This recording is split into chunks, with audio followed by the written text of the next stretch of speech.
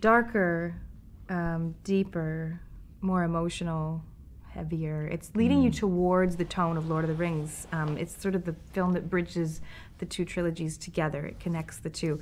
And so it's, for me, as a huge Lord of the Rings fan, I love that about this film, is it sort of feels more in keeping with the Lord of the Rings tone and feel, which is accurate to Tolkien's writing, because essentially this last moment of the book, the last bits of The Hobbit, are what set up Middle-earth for the Lord of the Rings trilogy and the state of Middle-earth when we enter into the Fellowship of the Rings.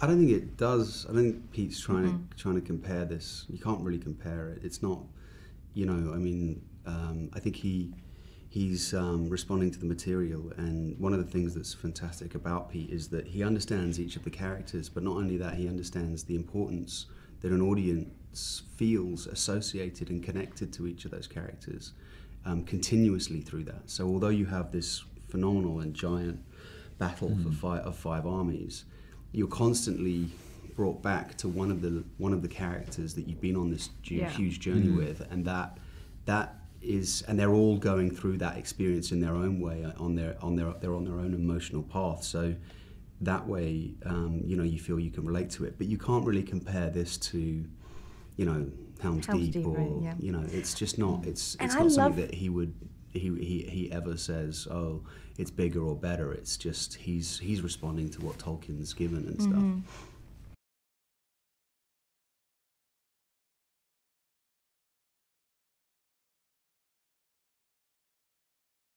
I remember the very first scene I shot on set it's in the second movie. It's the scene where I've got the dwarves and I have this incredible confrontation with Thorin Oakenshield.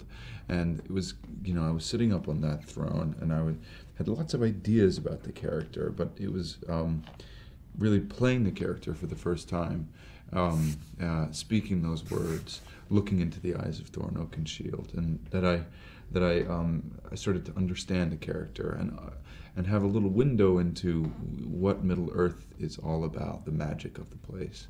Because we were there, like we were actually inside of this, the imagination of Peter Jackson, the imagination of Tolkien, and this kind of thing that we all created together.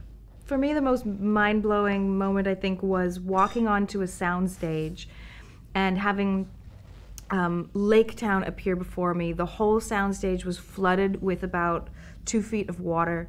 You had to be careful you stepped so you didn't fall into the lake. It was snowing.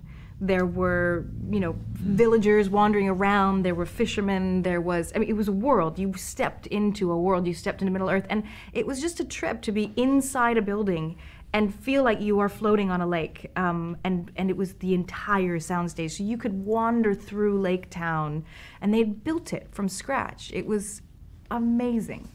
I think when I first got off the plane in like 1999, one of the first things I did was go to Weta. We all went to Weta, and Richard Taylor, I met Richard Taylor for the first time and walked around Weta and saw like the phenomenal work that the artists, the creators of not only like our swords and our bows and the armor were doing, but we walked into this warehouse and there was a warehouse with 3,000 Uruk-hai outfits, like hanging. They were just hanging on racks.